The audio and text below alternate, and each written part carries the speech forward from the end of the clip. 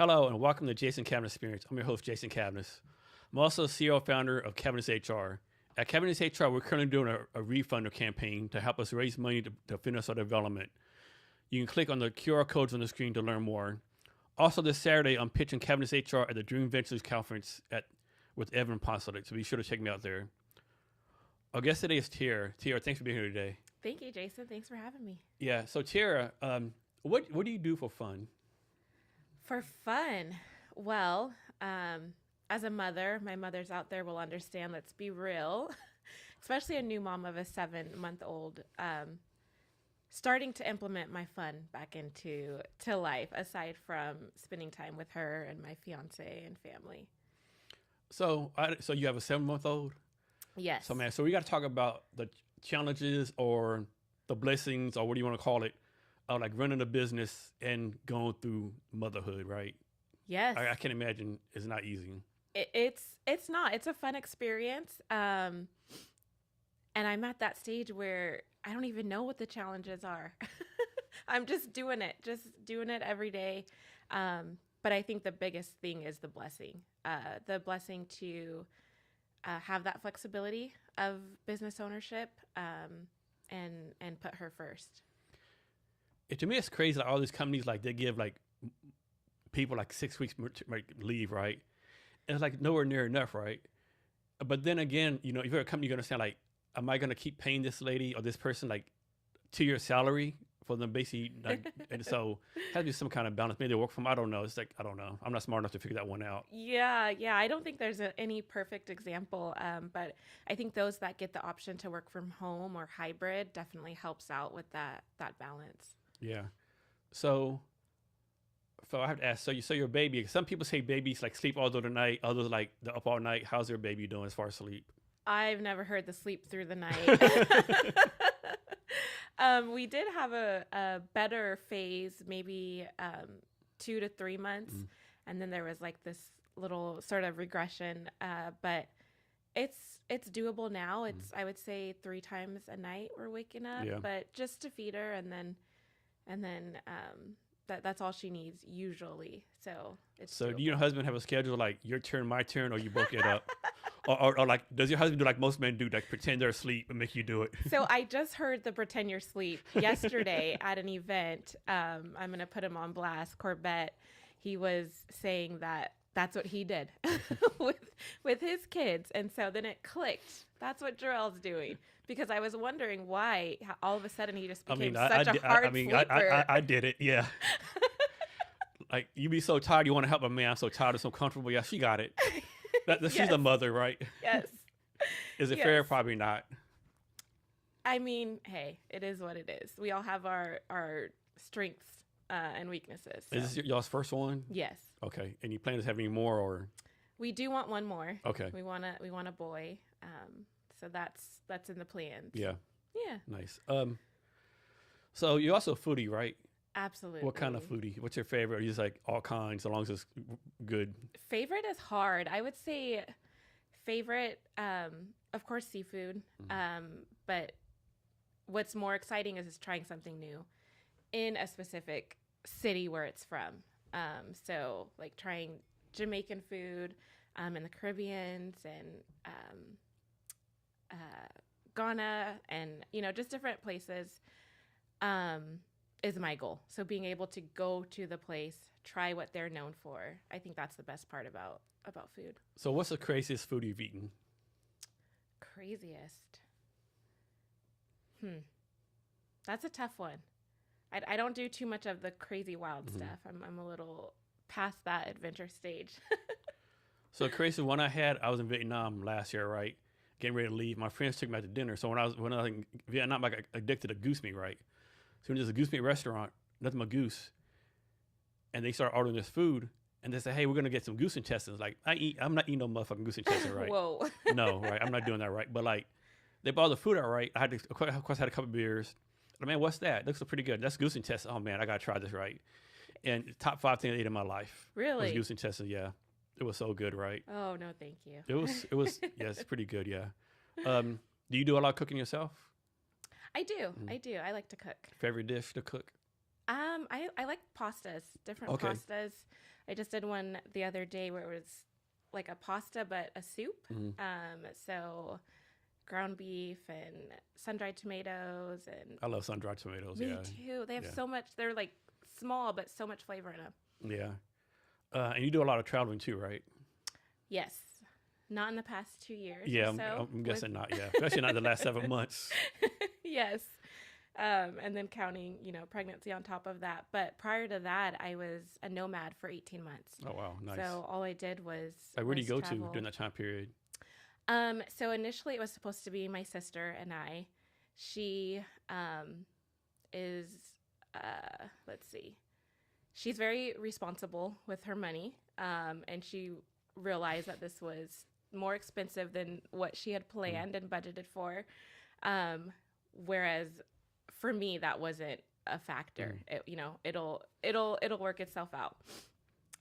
So without her, we had planned for Thailand and Vietnam but by myself, I stayed more domestic, and also did Caribbean islands, the DR. Those were probably my favorite.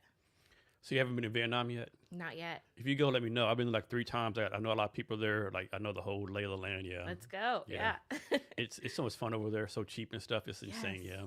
And Very nice. Bali, yeah. Yeah. Favorite place you've been so far? Favorite would be, it's a tie between Aruba and Curacao. Okay. Those And both Caribbeans. Bonaire. Yeah, the Dutch Caribbeans. We did the ABC Islands, so all 3 of those, and I can't pick probably Aruba because of the private island that they have with the flamingos. Oh wow. So what's the place you've been to? Like, you actually had a good time, but people like, you had a good time there. Like, there's no way. Like, they don't believe you. Like for me, it's Baltimore, right? I've been to Baltimore twice, and Baltimore has a bad reputation. But every time I went there, I had a great time. I do like Baltimore too. It was different. But I would say Israel. Israel? I myself didn't expect to have that much fun there. Yeah. But it was more lively than I thought it would be. Nice. Any bucket list places you haven't been to yet? A lot. I mentioned Ghana earlier. That's on the list. And Dubai is up there too. Yeah, I know people to go to Dubai. Some say it's the best thing ever. Other people say it's like a big mall. Like, it's like, yeah, I don't know. I hear both of that. Yeah. My go-to bucket place is kind of weird. As I want to go to Norway for some reason, right? Interesting. Yeah. I don't know if it's because the Northern Lights, the cold, just Norway's on my list, right? Huh. I've been in the Army. I've been a lot of places like Vietnam, Thailand, Korea, all over Europe. Never been to Caribbean, never been to Africa. Yeah, I got a lot more places to go, yeah. Yeah.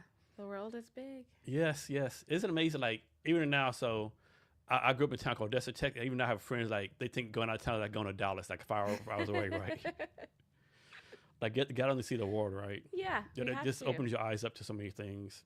Yeah. The different ways of life. Yeah. We don't have it all figured out, so it's nice to see how others are doing it. And every country I've been to, everyone's good, nice people. Everyone's tried the same thing. They want a better life for their kids, Right. Yeah, it's insane, yeah. So how old is your kid have to be for you to start traveling again? What are you comfortable with traveling with your kid? I'm comfortable now. Okay. Let's ask Jarrell that. We're both financial coaches, but in different, we have different styles. Yeah. So he's more conservative, Okay. and I'm a little bit. You're more opposite. put all on the black at the casino table. No, yeah. A little more risky, I guess. Yeah. Yeah. So how did you come up with your financial philosophy as like being like, a little more risky than other people?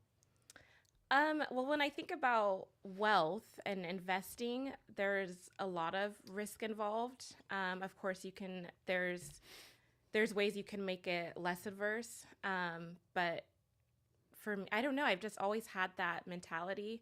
I think my stepdad growing up kind of instilled some of that into me, kind of go hard or go home. And so just bringing that into finances, which makes the financial education that much more important, so that if you are taking something that might be a little more risky, you've done your due diligence and researched it. Yeah, and you're also a dog mom, right? Mm-hmm. So Yes. how old is Cashmere? How old is Cashmere? She's 11. 11. Oh wow. Yes. So one thing I think always like is kind of curious, like whenever people have a dog and they bring a baby in the house, it's like the dog becomes so protective of the baby, right? It's almost like they think the baby belongs to It's them, right? theirs. Yeah. Yes. Yeah. We're seeing that a little bit. Yeah, it's just that's one to me. It's like how is that? It's like science fact. I don't know, right? Because like when our daughter was born, it was like the dog's so protective, right? Mm-hmm. And we're like, man, you're not the protective of us, right? Like Yeah. what's going on? You're like, What's going on? I want to tell you the baby in the bed, and I try to pick the dog like got in front of between me and the baby, like what are you doing, right? It's funny. Yeah, it's definitely something scientific because even during pregnancy, my dog Kashmir was just more protective and Yeah, more has to be loving. something like I don't know what it is. Yeah, it's Yeah. Beyond me. that's just yeah, it's interesting, right? Maybe that's how Absolutely. they're bred, or I don't know. But I always thought that's interesting. Yeah, it's beautiful. Yeah. So what's your favorite place in the States to travel to? In the States. Um, all my friends, people that know me, they're like, Vegas, why are you thinking Yeah. about it? But yeah, probably Vegas. Vegas, I yeah. think more so now that my mom has passed because that was her favorite place. So being able to go there and just And the thing do with it people for with her. Vegas, people don't get like obviously you go on the weekend, it's a lot of money, but like you go like Tuesday, Wednesday, the flights are cheap, the hotels are cheap. Oh yeah. Because I've been like 4 or 5 times. I stay at a hotel called the Link Hotel. Mm-hmm. And the weekdays like $30 a 30 night, right? bucks. But Friday, Saturday, it's like $300, right? Yeah.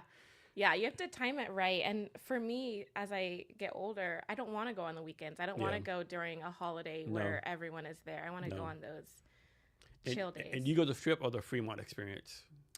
Both. Yeah. I like both. I Yeah. like the Different vibes. Yeah, I like the Fremont experience. I just wish I had the more places to sit down the Fremont experience, right? You pretty much got to stamp the whole time, you know. Yeah. That's one thing that suck about it. Yeah. So it's comfy clothes and chill. But if you want to dress up, more so the Strip Yeah. or outside of it, like Summerlin Yeah. or Henderson. Have you been to New Orleans? I have. I haven't been there yet. That's my bucket list. I haven't been there yet for some reason. It's fun. It's Yeah. fun. It's busy. I don't know if I've been twice, and both times during the week. I don't know if they have that weekday chill where it's less people. At least on Bourbon Street, it's just always packed and crazy. Yeah. Yeah. So on your bio, it says trauma-informed wealth building, financial education, coaching, and consulting underserved communities. So I want to unpack that. What does trauma-informed mean? Yeah, trauma informed. I'm actually in a class right now called the Trauma of Money. And so they have the real definition of it. But my idea of being trauma informed is, when it comes to finances, is being aware that there are instances that we as individuals have experienced either firsthand or secondhand that impact the way that we deal with money. And is that from like how maybe their parents talking about my money or something like that, or? Yes, generational trauma is very common. There's, traumas that we experience ourselves, whether that's, thinking about and something I recommend everyone to do is to think about their first experience with money. What did that look like, and how do you see that showing up in the way you interact with money today? And then define or give your definition of underserved communities. Yeah, so that's always hard. I've changed that multiple times. But I think of it as, with my mission being to reduce the racial wealth gap, I think of it as marginalized communities. And bluntly, if you look at statistics, Black communities, Latino communities, tribal communities, where they're communities that have been excluded from participating in wealth building activities. So you might not know the answer to this question, but is there stats that show like, suppose there's a group of people and they make like, suppose they live below the poverty line, right? Like what percentage statistically would they like go from like, poverty to middle class, and then vice versa? Is there something showing like, if you're like, rich status, what percent of those like next generation that go from rich status down like, middle class or poor? Wow, no, I want to look that up now. Yeah. That's interesting. Yeah, I have to assume that, the poverty to middle class is gonna be higher than the rich down to middle class. Just because like if you're rich, I'm thinking you have education, people take care of your money right, like system set up where if you're poverty, it's kind of hard to get out, unless you like really have a go-getter, I mean, of course I could be totally wrong about that. Yeah, that's a interesting point, because when I think of those that have had money and then they fall back down to middle class, I think of celebrities and athletes. Athletes, yeah, definitely athletes, yeah. And then the opposite, at least in my circle, I feel like I know a lot of us who have got out of poverty, and although we're not rich yet, have made it to middle class. So talk about even. Yeah, talk about the perspective, right? It's like example. I think it's like, so I'm a retired officer. I get this impression, but there's people like my family, like okay, they're not doing as well as me, right? But they have other family members like they're like really doing well, right? So they're like I'm like these people. They're poor to me, but I'm poor to other people, right? Right. Talk about the perspective and also like some people like this poor in America, no doubt, right? But are really poor, right? Because I'm in the Army, you see like real destitute. You see people sleeping on the floors, like eating like one meal a week, right? Some insane stuff, right? Are you really destitute if like have 3 meals a day or a nice place to eat? I think sometimes we like measure like poor middle class based on like number of steak meals we get a day, right? Yeah, when I think of poverty, I think of affordable housing and how that's what's keeping a lot of individuals poor is rents being raised. And on the same side, I was just thinking about this yesterday with my fiance. On the same side, for those of us that have got out of poverty, doing it in a way through real estate investing, and have become landlords, how those, and this is very probably controversial, but how like that fine line of as a landlord running your business and making enough money to pay the mortgage, but also having affordable housing for individuals. And it's a really tough battle, especially when you know the side of poverty and have experienced getting evicted multiple times as a child. It's a tough balance. Yeah, cause like if you're renting a house, like we'll go back to COVID example, a big example, like COVID, like no renters don't have to pay no money, right? But as far as now, the people own the land or own the apartments, they still have to pay the mortgage there, right? Right. I mean, it's like, and then when the landlords like sell it or kick them out, whatever, it's like I don't know. It's like it has to be some kind of fairness, right? But I don't know, right? Of course, if you're a landlord, I'm guessing you took a bank loan out, you risked in your livelihood, you took a lot of money, and then just have the government say, hey, these 50 tenants don't have to pay rent anymore, and like no one has like money like that, right? Right. I just like I don't know, right? Like I say a lot of times in these podcasts, I'm not smart enough or have enough money to figure this shit out that other people have, but yeah, it's just I don't know. It's tough, yeah. And I'm grateful for the people in this space that are advocating for the right type of policies, our state representatives. But yeah, it's tough. So what do you know what can you explain rent control? Do you know how rent control works? I don't. All I know is that it there's a certain percentage that rent can be increased. Yeah. That's about it. Yeah, I think the same thing. Like, I don't know. Obviously, like suppose you're paying, so off subject, right? So it's insane. Like, so we're in Pioneer Square, a lot of nice restaurants, a lot of bars, but there's a lot of riffraff, right? So a good friend, she lives like 2 blocks, like on the same block, right, around the corner, right?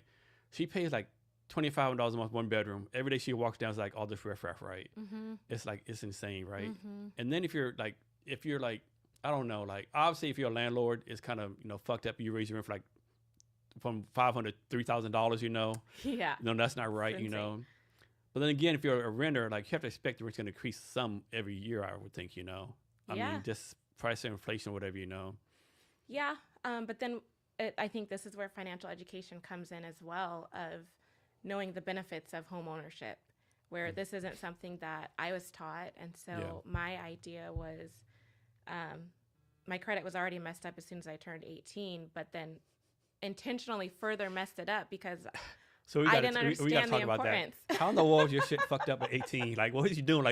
Like buying all the Gucci purses and, Nope. like... Nope. Nope. I gave a car away. So I went to my bank and they talked me into an auto loan. Of course, I wanted a new car, not the beater that I got from my grandparents that they bought for $500. Yeah. Anyways, I gave that old car away to a family member. The next day, they wrecked it, and it ended up being totaled. So it went to a tow company. It was still in my name because we didn't do the transfer of the title. And so the tow company is calling me, asking me, how am I going to clear up this balance? And I'm like, one, I don't have the money. Two, it's not my car anymore. And, threatening to take it to collections. And again, I had no idea what that even meant. So it ended up going to collections and checked my credit report at 18 and saw that on there. And so then, ever since then, I was like, well, it's already messed up. And, I don't need credit until I buy a home. But at 18, that wasn't something that was top of mind. It wasn't something that I felt like was attainable. No one in my family owned homes. So the norm was to rent. And so that's where I think the financial education comes in. If we're being taught the benefits of home ownership at a young age, then we can make those decisions more wisely, and we won't be in a situation where we're renting and getting those rent increases. So this one is always like, I can never figure out, right? So you go to like buy a home, right? Do a credit report, and the mortgage like $2,000. They say, no, your credit's too bad. You can't get this mortgage for $2,000 a month. But then you have to go rent a place like $3,000 a month, right? But like, okay, like make it make sense, right? Yeah. And then I could be wrong, but when you pay rent, it doesn't go in your credit report, right? No. And I think that's kind of jacked up too, right? Yeah. If you, especially like paying rent like 2-3 years, like how's that not on your credit report? Right. It should be, because that's our biggest expense, right? Yeah. Is housing, and often the expense that people are going to pay first. They might let their cable or internet Light bill. go. Yeah. They might miss some meals, miss a car payment. Right. You ain't missing no house payment. You can. Right. Unless, my understanding is, unless you really cannot do it, you lose your job, but people are paying their rent. And so the fact that that's not reported to credit, and then you think about those, the demographics of people that rent, shows you why the credit system is that way. What's your take on President Trump's plan to do 50-year mortgages? Good thing, bad thing, or? I try to stay out of. I heard both sides of it. I try to stay out of politics. Although I know as a business owner, I should be more involved. So a 50-year mortgage? Yeah. I don't know. I mean, on one hand, it's like, man, 50 years, like no one ever owned a home. But then again, like it might incentivize people to buy homes, and then know, okay, there's no way when the house will not be paid off when I die. I'll just, pass on to my kids, right? So you have like a generational home that builds up equity over and over again. Like, like I like what's called old money. A lot of people have like, mansions or big houses wherever, like been in family like 4 or 5 generations is worth millions of dollars, Right. Right. So I can see that part. But I man, can see that. And the just, lower payments yeah, too. But then again, lower payments, higher interest, so banks make the money anyway, I would think. Right. Oh yeah, because you're having it over a longer period. I'm just like 50-year house payment. I'm like, man, like shit, that's a long time, right? I don't know, I mean, and then someone floated out the idea, like, if there's a 50-year house payment, so let's do 15-year car loans, which is insane, right? But actually, Right. I can see some goodness in that. Like, suppose, like, a family says, like, we got to buy a car. Well, for 5 years, you only afford, like, no knock on Kias, but we're going to afford a Kia for 5 years, right? But if you do a 15-year car loan, same price, you can get, like, a BMW, Mercedes-Benz, a really good car that's going to last 15, 20 years, right? Mm-hmm. So I don't know. Yeah. So affordable housing, right? Right. Not to talk politics, but we have a new mayor in Seattle. From your point of view, does it really matter who's in office, like city councilman, mayor, governor, as far as like people's personal finances, or like do politicians, the left, right, whatever the case may be, actually have an impact on people's personal finances? That's a good question. For me, I think about what funding is going towards financial education. So at Take Charge, we have individuals who hire us on their own, but we have a bigger amount of people who need assistance. They're working with us because of a grant that we got. For example, we just had a grant with Department of Commerce allowing us to provide financial education to underserved communities for free for them. And so when I think about who's in office, what are their priorities, and are they addressing the systemic impacts that we face today when it comes to homeownership? Thinking about, not too long ago, women weren't even able to buy houses. Not too long ago, Black people weren't able to buy houses. I don't mean to laugh, but it's like fucking insane, right? It's like, that's like not even within 50 years ago, right? Yeah. That's fucking, to me, it's like batshit crazy. Like, what? Because, like, women got the right to vote, I think, 1904, 1905, I'm making it up. And they couldn't buy a house like 1955 or something. Or yeah, like, without permission from a male. Isn't it crazy? Like, some people call those the good old days, right? That's where we want to go back to, right? Yeah, I don't know about that. That's insane. Yeah. So, how, like, you're a business, right? You're not a nonprofit, right? You're the money making business, right? Yes. So how do you make money? Yeah. So in those two ways, so we have consulting services. Typically, business owners or people who are just busy. They might even have the knowledge on how to increase their credit score, but their just capacity is full. So what I've learned is people either have time or money. So those people have a little bit of extra money. They can hire us to do it. And then on the other side, we get paid from nonprofits or government who has funding for us to do the work for underserved communities. And I mean, I know you'd like to do it, but you can't help everyone. So how do you decide, like, suppose 1,000 people said, I need help. How do you decide what of those numbers are help? If 1,000 people, how do we decide who we prioritize? Yeah. That's a good question. We've never had that problem. So if people listening want to give us that problem and we can see what we do.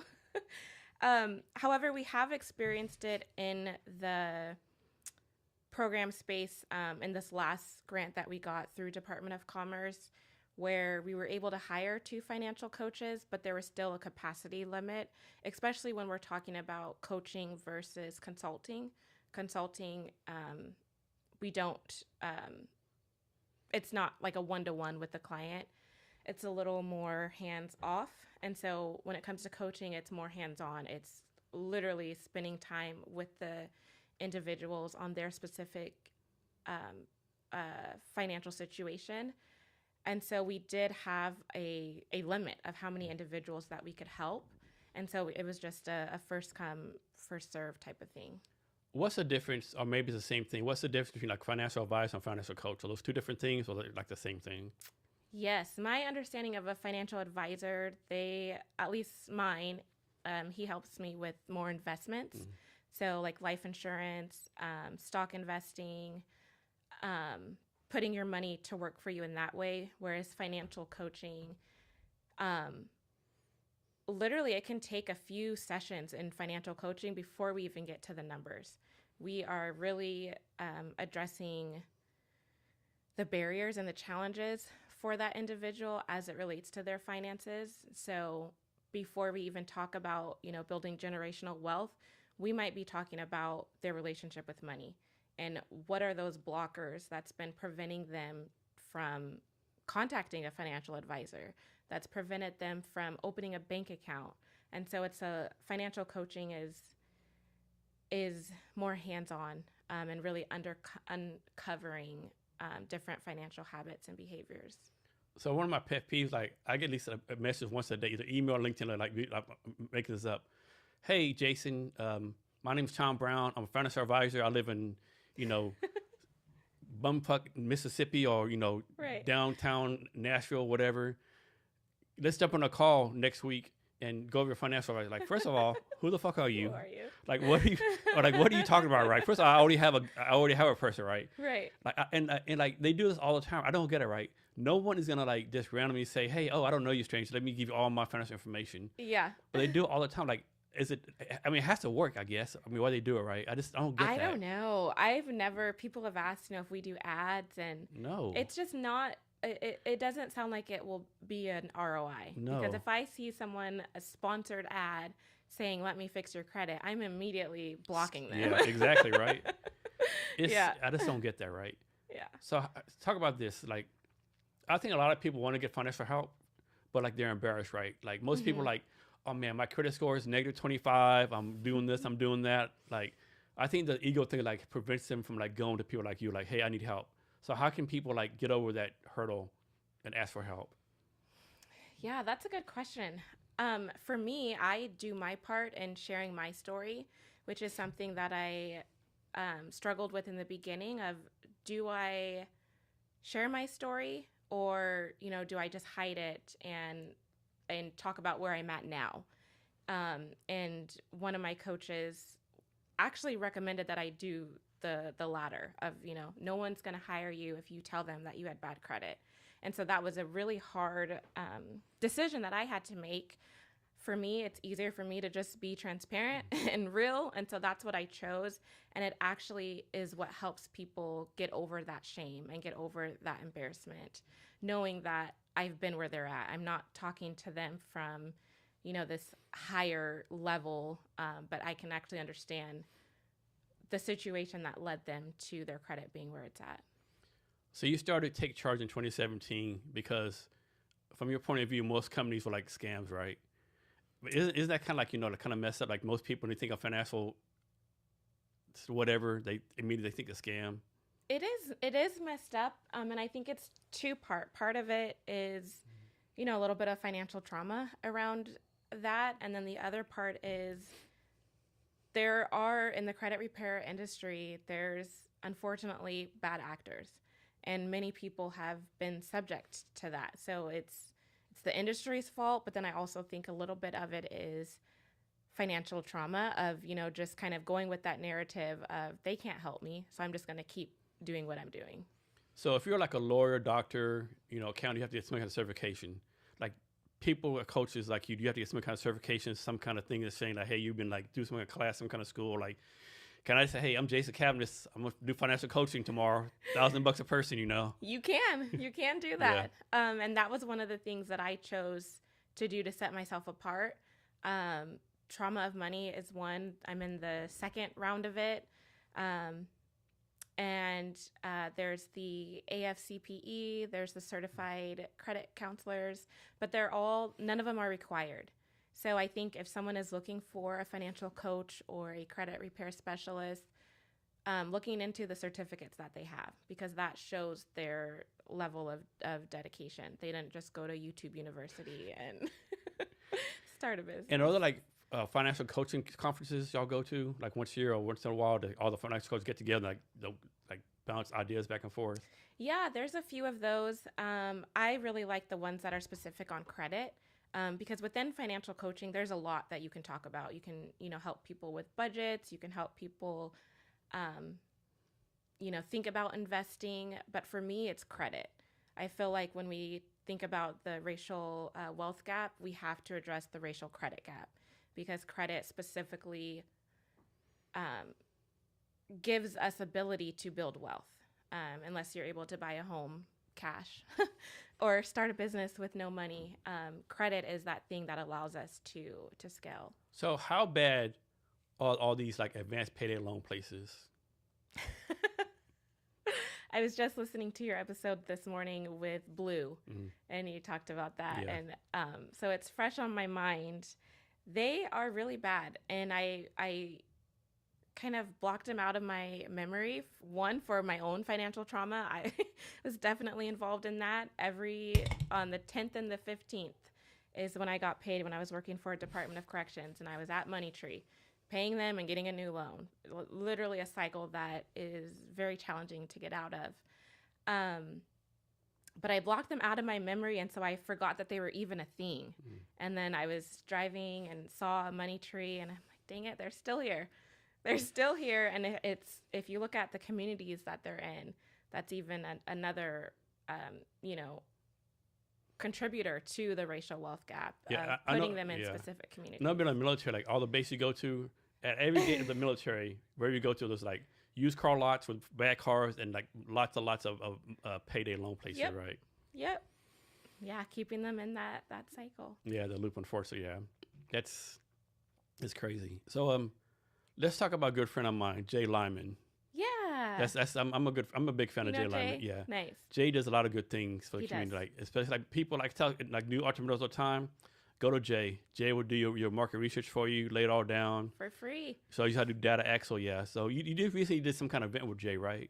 Yeah, for the last maybe 3 or 4 years, we've been doing financial education and financial coaching annually. And so we usually do a few workshops where we're talking about personal credit or business credit or, starting your business. And then we follow it up with one-to-one consultations. So what I find is that the education is great. It allows people to get the learning, but then to actually apply it, we need that one-to-one time.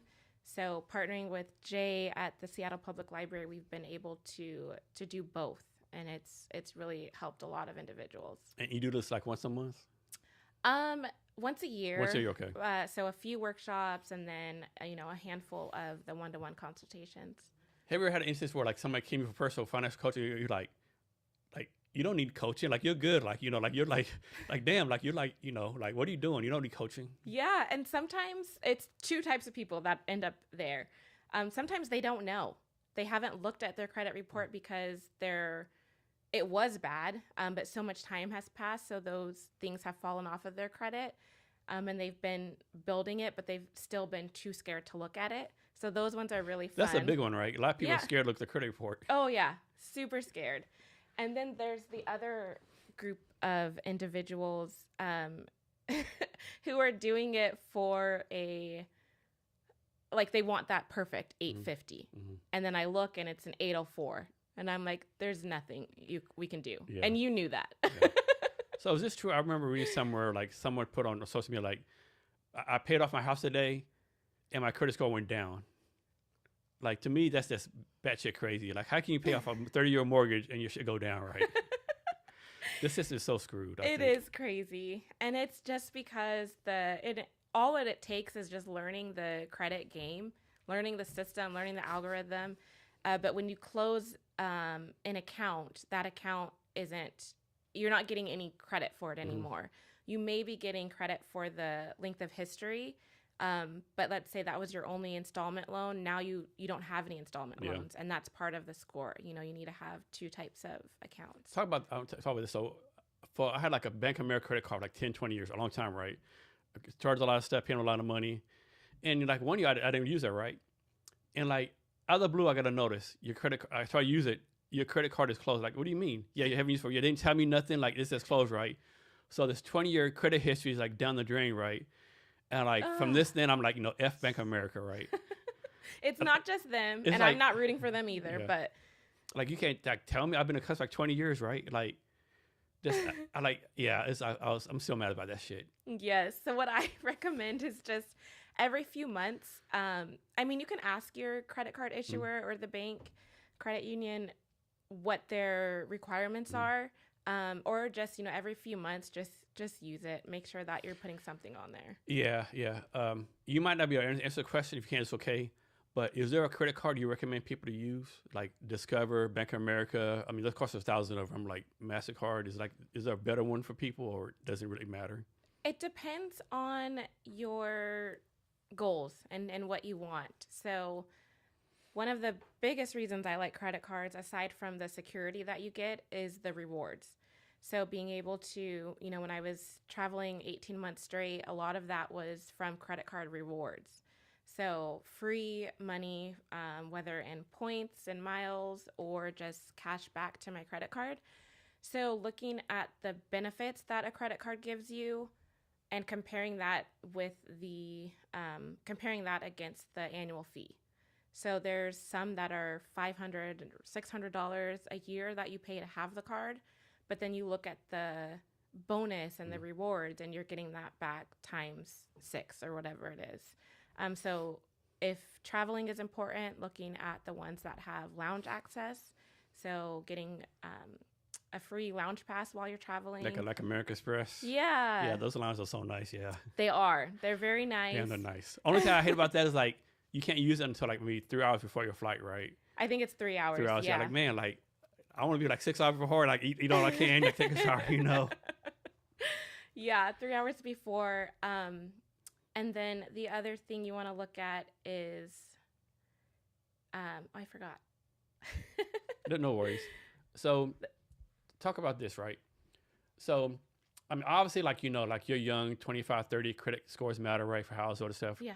But suppose like you're older, and you're like 50, 60, all your bills are paid off, you only have a mortgage. Like, does your credit score really matter? Like, suppose like someone is my age, they've ran up credit cards, they only have a mortgage, and like, you know, like, and they say, you know, fuck it, I'm not paying shit off, right? I mean, it's not the right thing to do, of course, you know, but like, does it really matter? Like I mean, there's no such thing as debtor's jail no more, right? I mean, what matters to me, like if you've already used credit for wealth building and you're done, you're not buying another house, you're not starting a business, then maybe, but then thinking about emergencies, things that we don't know of. Through Seattle Public Library. That's a good point, yeah. Yeah, we were working with an individual who had, I think it was about $200,000 in medical bills and needed further support, but didn't have the money. And so even though he didn't have the money, if you can put it on a credit card to save your life, why not? So thinking about emergencies is what I would That's a good point. Yeah. So let's suppose someone has, we'll say like $80,000 in debt some kind of way, credit card, whatever, and they die. Or two-part question, like if they're married, is the spouse responsible? And I suppose they're single, does that go to the kids? Like what happens to that debt? So I only know so the married part, if you are on the credit card, yes, it's going to be yours. So if it's a joint credit card that you did, you'll be responsible for that. But then the other part, so when both of my parents died, they both had debt. And we always thought, you know, that's going to come to us, and nothing came on our credit report from them. So I'm still not quite sure how it works, but just personal experience, I know that we weren't left with those bills, but I have heard otherwise. So yeah, I heard a story on I think Facebook somewhere, right? And that's stuff I say, I don't do my research, I just like repeat shit, you know, so like double check me. But it was like this couple, right? So I'll say it's a husband, I don't remember, it's a husband and wife. Like the husband had like a lot of medical bills, right? $200,000, right? And so in order to prevent, and he's about to die, he had to cancel something. So in order to prevent the wife from getting it, they got a divorce after 50 years. So the credit wouldn't, so the debt wouldn't go to the wife. Yeah. Which like to me, like, man, we're at that stage in America, that's like, kind of jacked up. It's sad. Yes.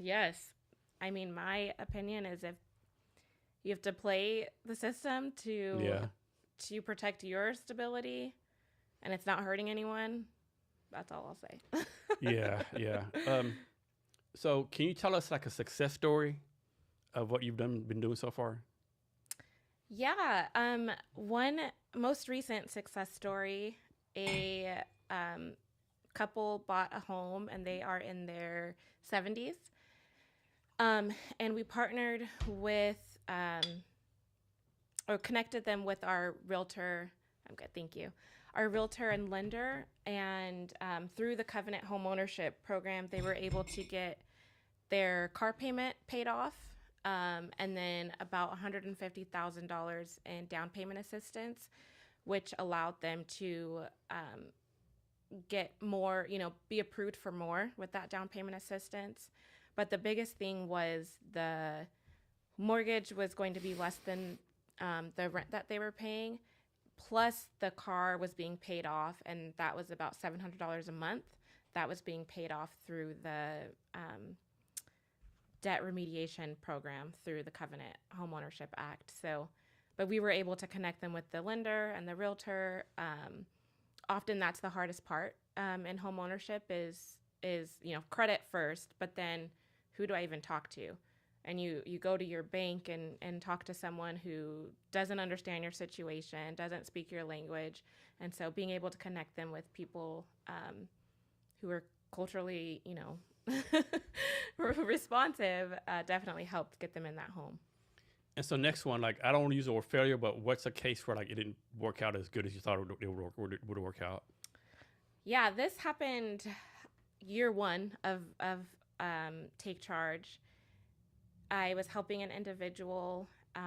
It was the biggest credit score increase that I have seen and the quickest. His score was about a 400, and we got him up to mid 700s. And part of that was getting him his first credit card. And I checked his report. Everything was good. It was great. Let him know the good news. And then the next month that I checked it, it had went back down to about a 500 or so. And that was because they maxed out their credit cards. And it was a failure for me because like I said, it was one of the biggest successes that we had got early on in business. And I was just devastated to see it kind of all go to waste. But that opened my eyes to realizing the importance of addressing your relationship with money. Because no matter the financial education, how much financial education we give and advice and tips and tricks and actually fix their credit, if they don't have the right mindset and the right relationship with money, it doesn't matter. So that was a learning point from that failure. So how do you change that, right? I think a lot of people like they want to invest, they want to do the right thing, but like, man, like, do I really want to invest $100 a month in something where I can go to the club or like buy a nice pair of shoes? Like, I think too many people are like, like short-term, like set gratification, right? Right. I don't know how you change that. I think it's addressing what led to that. So we have an exercise that we go through, and it's addressing different triggers. So having them identify a financial behavior that they do, whether that's spending, going to the mall every time they get their paycheck, and then having them kind of reflect on what leads them to that. Is that something that you do every time, or is this something that, it's once every other month, but you can tie it back to something else? You can tie it back to an argument that you had with a family member. You can tie it back to a breakup, or you can tie it back to just being bored or lonely. And so kind of uncovering what triggers those financial moments can help. But it's a deep mindset shift that needs to happen, and totally possible through healing that financial trauma. So I know a lot of schools get criticized for not doing financial education, but is it really the school's place to do that? It's going to be like the parents, and of course the parents are not skilled to do it, right? Like, who should be doing that? Like, people say like all the time in schools, like, we need music, we need this, we need that. But like, if you had everything in schools, it'd be like they would never leave school, right? So how do you prioritize that? Well, I think finances impact so many different areas of our life. I think it should definitely be taught in school. I'm a huge advocate for that. And of course in the family. But when you think about the generational trauma, the things that we have seen through, redlining and predatory lending, we can't expect our parents to teach us that when they don't even know it. So I think the school as a system plays a huge role in that. But then when we think about, the system being designed in a way on purpose, it makes sense why they don't teach it in school. If all of us were learning, the benefits of having a checking account, the benefits of homeownership in school, and then we all get out and start building wealth, who's going to be the employees in these different positions that we need? So I think it's designed intentionally for it not to be taught in schools, but it should be. Yes. Talk about this article you did for South Seattle Emerald. Yes. So that was, I don't know, maybe 3 years ago now. And it was highlighting the need for community to invest in financial education. And in writing it, I kind of talked a little bit about my background and how, growing up poor, in my head, the solution was to work. And started working at 16 as soon as I could to be able to do what I wanted with money. But as soon as that happened, getting my first job, my stepdad said, "Here's your first bill." And so it was just like, I just adapted this like hustle, go-getter mentality, which I think was useful to an extent. Um, but with my knowledge and learning the system and meeting so many other individuals that were in the same position as I was, I realized that it wasn't, the result of my parents not working hard enough, or, the result of myself not working hard enough. There were systems that were in place for things to be that way. And because of those systems, the article was saying that it's on all of us to fix it. It's not on an individual. We can't expect an individual who is currently in poverty to just pull themselves up by their bootstraps. It takes both. It takes hard work, but not to the extent where you're not living. And then it also takes community involvement. It takes all of us. That's always my pet peeve too. Like people say, pull yourself with the bootstraps. Like, Joko, I have no Yeah. boots, right? Right. Like I have no boots Where are at the all, boots? right? I'm like barefoot right now. Like give me some kind of assistance, right? Right. Right. Yeah. So this came to my mind, right? So everyone talks like hard work is this, right? And someone did a post on this or somewhere on social media. They said like, if hard work was the best thing, the donkey would own the farm, right? Right. So Right. you got to hard work, but you got to have some luck. Some you got smart work too. Some people, it has to be the whole 9 yards. I know so many people like work hard, like they're still like, yeah, Yeah. And then think about the impacts that has on your health. yeah. Stress is, the biggest killer. So It is. So what does success mean to you? What's your definition of success for the personal, financial, professional, whatever the case may be? my definition of success is having harmony with work and life. So we hear the work-life balance, and a friend described it in a more positive way as a harmony between the two, and I that still sticks with me today. So being able to contribute to society and the work that you do, while getting paid for that, and then, but not that's not the only focus. We also need to live. So whatever that looks like for you, I think success is dependent on the individual, and so we can't call it what we see it.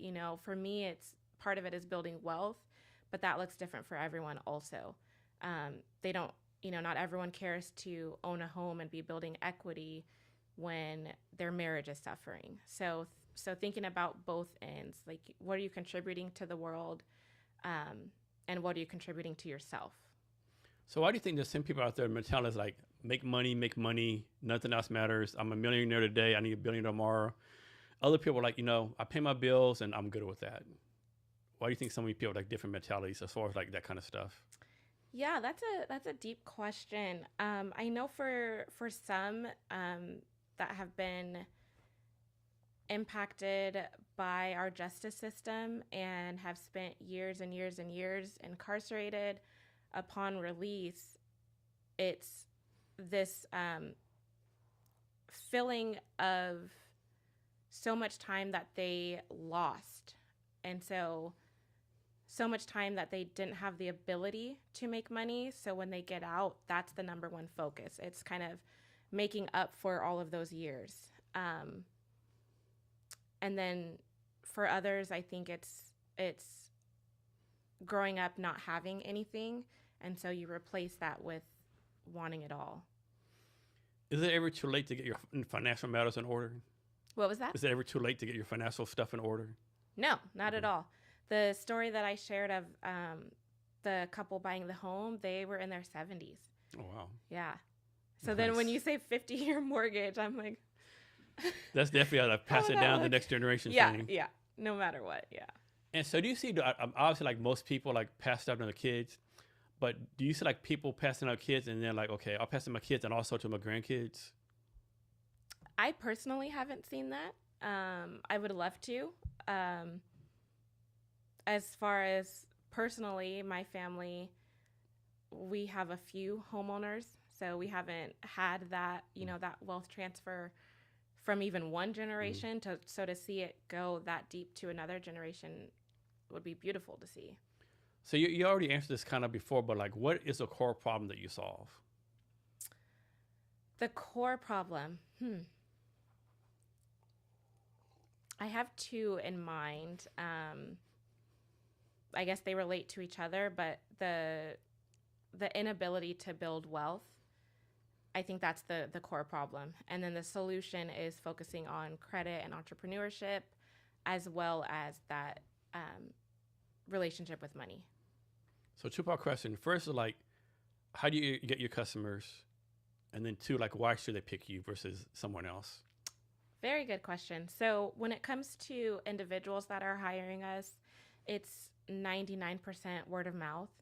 So either a current client or a previous client or a family friend, people in the community like Jay or, other organizations that refer people to us. So that brings about that trustworthiness. And the reason I'll say not why they should, but why they do choose us is because, one, they've either dealt with a shady credit company in the past and didn't get results. And then the other reason just being our credibility. One, it's they're getting referred to someone who's either firsthand got results from us or knows about the success that we've been able to get for people. And so they have that credibility. We're out in community. We're at different events supporting, other organizations. So they see that as credible as well. And I think those are the two reasons. And we're just very transparent. Credit, when you're fixing your credit score, it's a process. And so never do we say we're going to get you an 800 credit score next month. We're very real about the process, so they know what to expect. We let them know, what we need from them and what we will do. And I think that, creates that clear, that transparent communication that makes them feel like it's the right company to go with. What's been your youngest client? Like, do you do this like middle-aged kid, like middle school kids, elementary kids, or like they have to be like 21 and above? For those that hire us on their own, I would say the youngest is maybe 21. But we have done community work where we're doing like a workshop or a one-to-one coaching with youth. So maybe the youngest has been 15. So talk about your workshops. Like, I guess you have different kinds based on different criteria, different economic situations. Yeah, based on the organization that's hiring us. So figuring out, what their needs are and then who the audience is. So in that last example, if it's youth, we're definitely tailoring it. It's a completely different workshop versus if it's an organization that's hiring us to teach business owners. And those are kind of the two main groups that we work with, business owners and then youth. And so, and then I like to just personalize it for each audience. We just did one on Sunday to a group. It was called Women in Faith. And so that was more customized where we're bringing in scripture, whereas that's not going to be one in a corporate business setting. So another two-part question. Like, first part is like, how long do your clients like usually stay with you? Like, is there a time limit? Okay, you've been here for 3 months, you got to go, or like, and then like, has been time where like, hey, like you've been with 2 years, your credit score is still negative 200. Like, we might want to move on, right? Because you're not doing this, right? Yeah. Yes. At that 1 year mark, people should be on their way. They should have a high enough credit score to do whatever it is, whether that's buy their home or whatever their goal was. For some people, it's just getting a car. But that year mark, because one thing I heard was people were coming to us saying they've been with this credit repair company for 3 years or 4 years. And knowing how it works, that's unacceptable. There are cases where we have clients who are still kind of in the rough of it. They're able to, pay all their bills on time. They're able to pay our fee, but then they might just miss a payment, or they might, have an unexpected medical collection that gets to their credit report that, they thought was paid for by their insurance. And so when things like that are happening, it can be longer, of course, because now we're kind of starting over. Or if they're applying for new credit all the time and getting new accounts. So it varies. But when people are not getting any new collections, no late payments. They're doing the right thing. A year is about that max time, and we always leave it open. So sometimes we're not able to get everything removed, and that's pretty often actually. And so that year mark, we let them know, these accounts, we've done this and this and this and this. We're going to leave it up to you. If you want us to keep disputing, we can. But just to let you know, usually at this time we can ask for negotiations, or since it's been on your credit report X amount of years, it has less impact. So we explain all of that to clients. And then on the other end, when we're working with organizations, this is more of, we're kind of like a nonprofit. And so we're under some type of grant deadline. And never is it the right amount of time to be transparent. But we're just working within what we have. For some, it's 4 months. For the last one, I believe it was 15 months. And so we're just working within the time frame that we have. And that's where it's more one-to-one coaching. So the people that hire us on their own typically don't want the coaching. They just want to hire us. We do it. They continue to do what they do. Whereas when we're working with a nonprofit or government, it's more of that hands-on one-to-one coaching, which does require more time. So let's walk through the scenario, right? Let's suppose there's a couple in their 40s, right? They're both middle class, and they're like have medical bills, right? Something comes up, one gets really sick, a family member gets whatever, and so they have to take out loans, pay off credit cards, whatever, pay all these bills, right? So there's all this medical debt. The wife gets laid off, like they miss payments, they put all the medical stuff on credit cards. So let's suppose they have $200,000 medical debt that put on a credit card. The wife gets laid off, so instead of making $200,000 a year, they make $100,000 a year. And like they're just way behind, right? Like what would you do for them? Like how do you get them out of this cycle? So that's actually, if we were in a coaching program with them, we could, walk them through it. But if that person was to schedule a consultation with us, there's not much we can do. We can look at their credit report and see what other options there are. But when people are currently, one of the questions that we ask when they book their consultation is, are you in a financial crisis that's preventing you from paying your bills on time?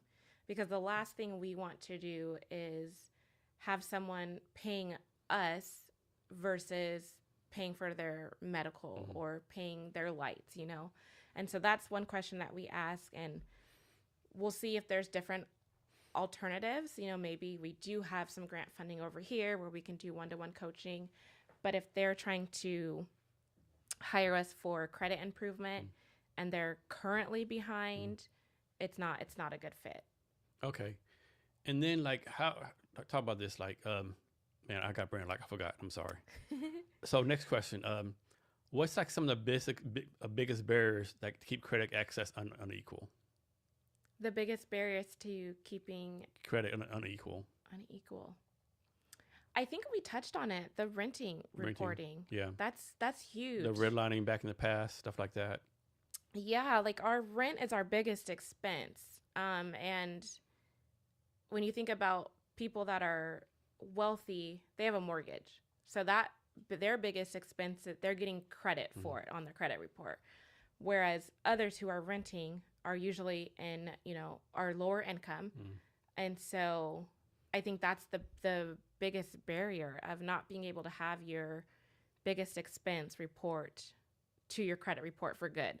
As soon as you get evicted, that's going on your credit report. But your monthly payments that you pay every month on time, you don't get any credit for it.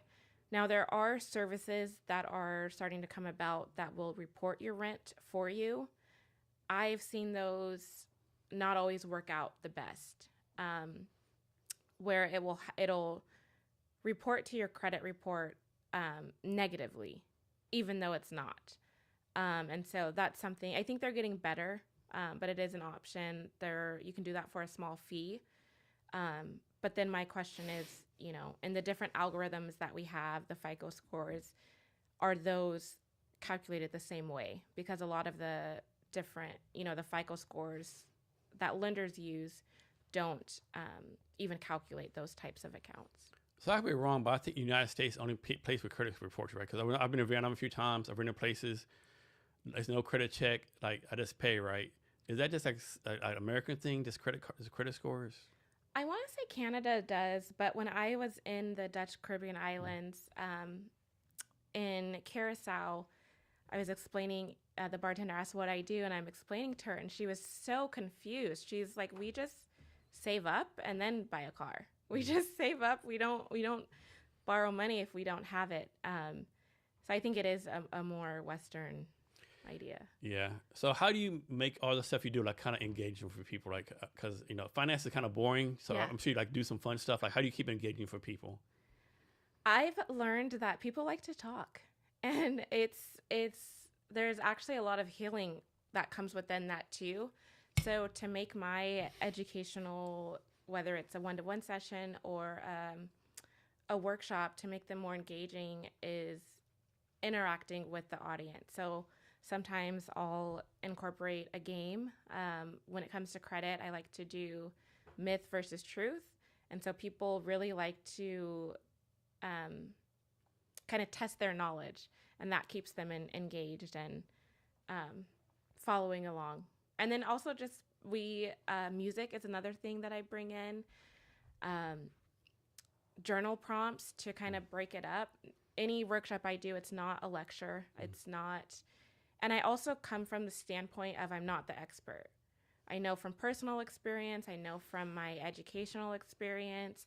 I know from what I've seen through clients, but I'm not the expert. Credit it's designed in a way that no one can be the expert actually, because it's always changing. And so I think coming from that mindset and being engaging and fun helps. I'm so glad you said that you're not expert, right? It's one of my pet peeves. Like someone like, I'm an expert. You know, it's like 3 years. Like, how are you an expert, right? like, I'm an expert truck driver. You drove a pickup truck for 2. That's even batshit crazy. Like, how are you an expert, right? Yeah. Like make it make sense, right? like for me, like LeBron James, he's a basketball expert, right? Right. But like right. you, like I don't know, right? I don't know. It just like, yeah, are you kidding me right now?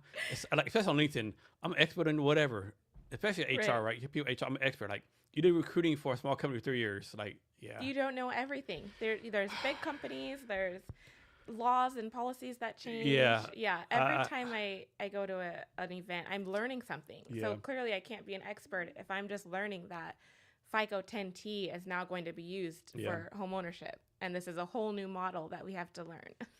How often do you go out like in the community, like do like public speaking engagements and talk about what you're doing? So now or before being a mom? Both. We'll go both. Just now getting back into it. Whereas before, it was a lot, different podcasts, different, being my favorite thing to do is be a moderator with anything that has to do with like economic panels development. and stuff, yeah. Being an MC at panel is so much fun. Like it's so much fun. Because you get like, okay, Jake, like Tierra's doing a panel, but she must know what she's talking about. And just the best thing ever. Yeah, and you bring in experts. Yeah. Ask some questions you want answered. Yeah. And then you're learning at the same time. Any chance where I get to learn. But yeah, so moderating panels, hosting workshops, used to be, I would say, every week. And now we're just now getting back into it. Do you do anything outside the Seattle area? Like, do you ever go like Dallas or Memphis or anything? Or is that basically like Seattle area focused? As far as speaking engagements, I would say Seattle area down to Olympia. But out of the state, it's more so a conference where either networking or learning. So what's a money myth? You're like, please stop this. Like, please stop believing this money myth. Like, yeah. Oh my goodness. 30% credit card utilization. That's all we hear. So when I talk to people, they say, I know I'm supposed to have my credit card at 30%. And I say, no, you're not supposed to have your credit card at 30%. So credit utilization is like, is 30% of your credit score. And so the lower your credit utilization, the more of that 30% that you're getting. And so if you're leaving it at 50%, that's half of that credit utilization bucket that you're not getting. Like, how is this not public knowledge? I- Like, how? And when I explain it, people are like, oh, that makes so much sense. But I was told 30%. Yeah. And it really, it frustrates me because that's just another one of those things where it's financial education that's being distributed. And yes, 30% is better than 100%. But why are we telling people to shoot for 30%? Because when you leave a balance on your credit cards, you're paying interest. So when you think about where these numbers and suggestions come from, it's from individuals that are benefiting from it, because that's, Yeah. So let's suppose you made like the head of the economy, the head of the treasury, or whatever. What financial things do you want to make changes to? Good question. I think it would be financial education in schools, but then also addressing the systemic harm that has been done when it comes to finances. Addressing the fact that families, Black families, Latino families, tribal families have not been able to build wealth. When we compare that and the amount of time where individuals have had to build wealth, and thinking about that starting place where everyone starts at, making that more even making the playing field more even. So for families that were part of the 08 mortgage crisis, what are we doing to address that? And that's families of all color, right, of all backgrounds. What are we doing to address that? We're making them hire a credit company to fix their credit when they weren't given the proper information. So maybe that looks like providing that financial education to communities who have been impacted. And I will say Washington State, with the Community Reinvestment Plan, has done a lot of work with that. It was $200 million distributed into community, and not just any organization, not just the ones that always get funded from government funds. They really focused on by and for organizations. And so I think that addresses the problem of having representation, especially when it comes to financial education. But then it also helped by and for organizations. So it helped people of color scale their businesses in a way that may have not been possible without that funding. So talk about this. And once again, I might be making this up in generalities, but I think you got the idea right. I remember reading somewhere like, if you put $1 in a white community, it stays there like it's passes to 100 people, right? Hispanic 15, like Black community like 7 people, right? Like, how do you change that? I mean, it's like, how do you keep the money in the community? Cause like the Jewish community keeps in there. Yeah. Like, how do you change that mentality? I guess. Hopefully I asked that the right way. You did. You asked that perfectly. And so I'm also a board member with BOBI, which is Black-Owned Business Excellence. And this is a topic that we've talked about quite a few times, is how do we do that? And one way that we can do that is, as Black-owned businesses, asking ourselves, are we operating in excellence?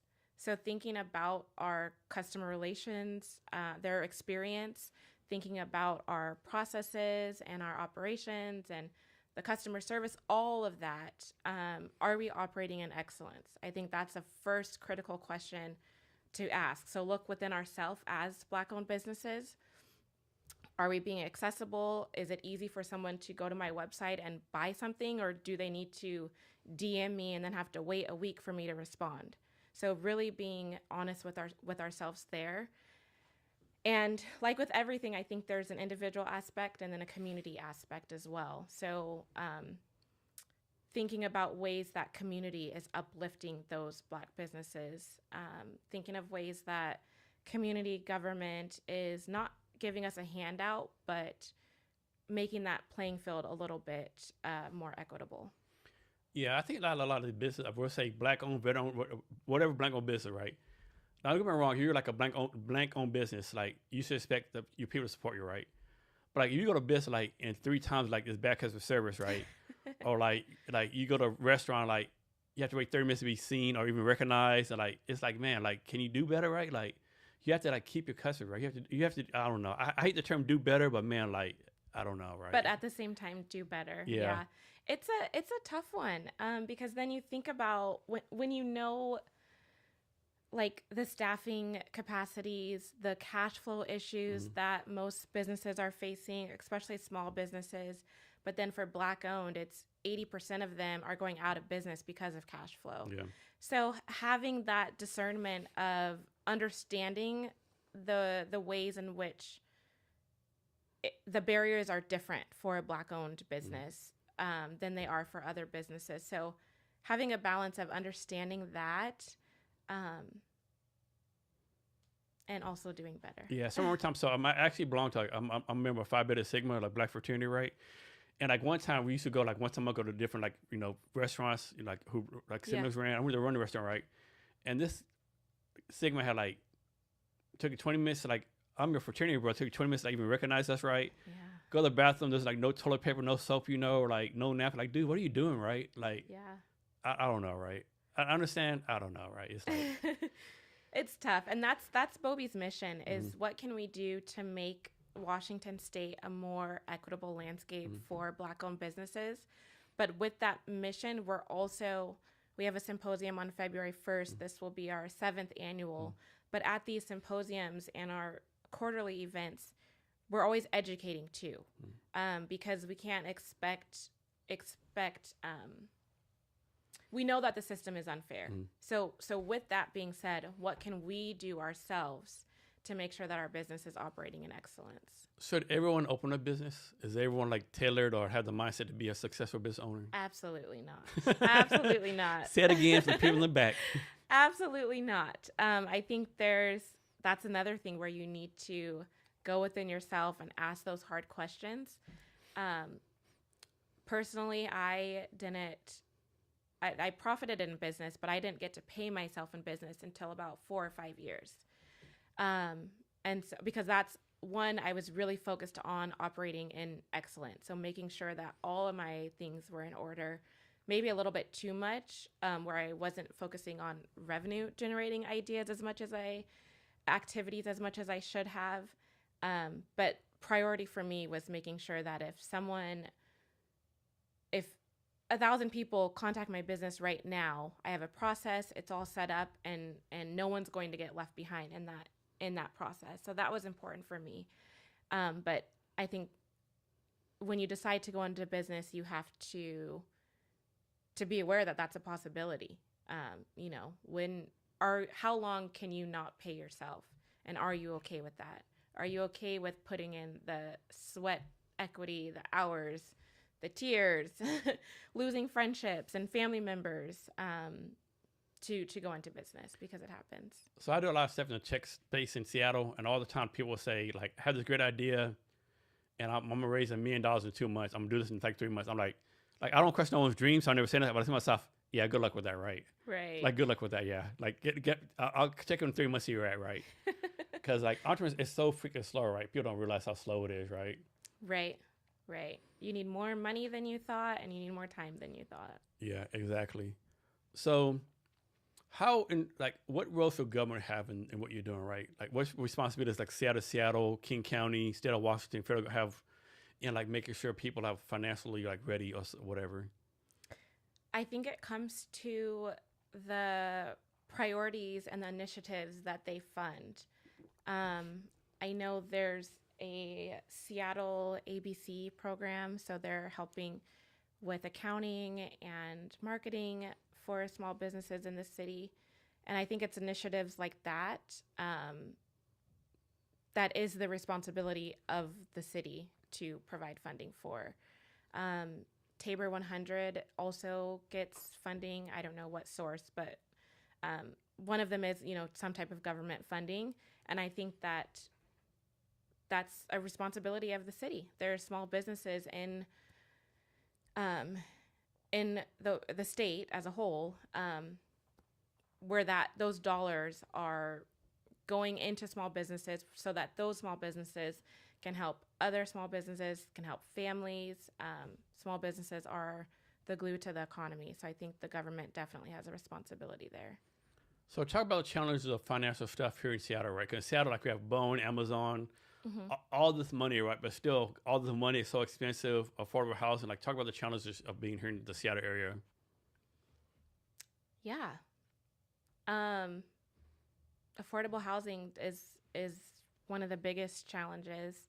Um, I lived in South Lake Union, 2018 to This is such a nice place. 2022. It is. I like the place so much. I haven't been there for a while, but yeah, it's like I like the vibe, the atmosphere. Yes, it's like a nice place. It was very nice. It was very nice. But my rent was impacted by all of those big businesses, Amazon right? is buy apartment buildings, right? Like, Yeah. pay okay 10,000. We'll pay 10,000. No Yeah. water.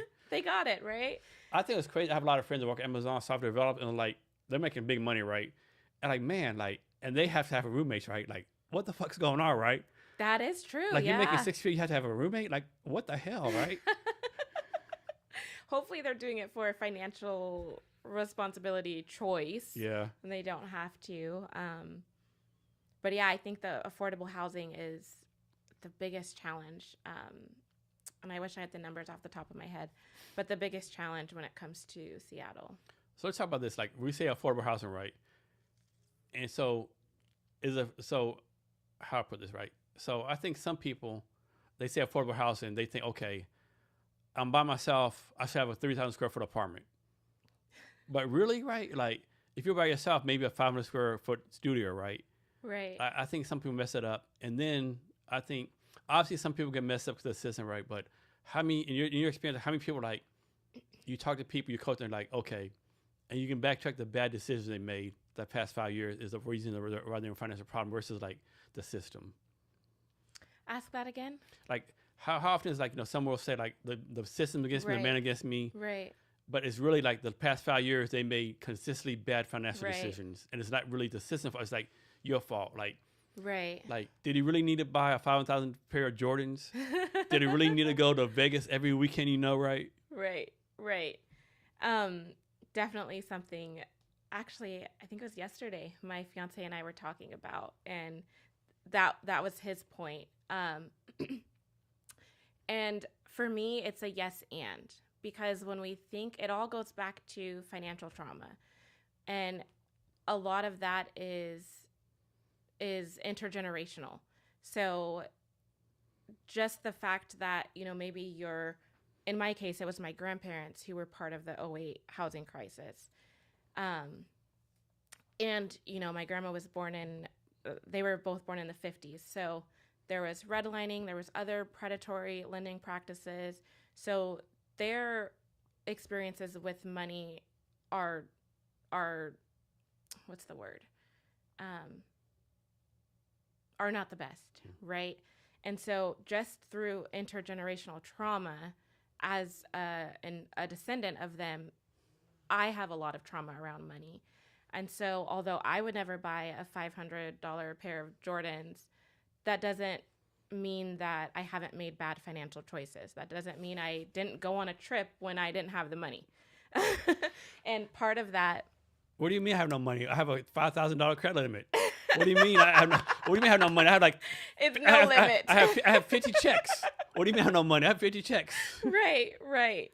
So I think it's a yes and. Part of that is individual, but if we're going to look at the individual, we need to look at where that came from. I don't think anyone just wakes up and says, I want to make a bad financial decision today. Yes, we have some control, but we also have to address the financial trauma that are there, because that impacts our behavior with money. Why do you think talking about finance is so taboo to even this day? Like, people, like, even like with families, like your family, like, hey, we're still going for Thanksgiving. What are you doing? I'm doing this, that. But like, Yeah. hey, nephew, what's your credit score? Yeah. Or hey, dad, are you paying your mortgage on time? Right? Like, we don't have these conversations. Like, I don't care what ethnicity you are, what race, what maybe rich people do. I have no idea, right? But like, how come most people don't have these conversations? I really wish I knew the answer to that. For myself, I've never been that way. I've always been really open about it.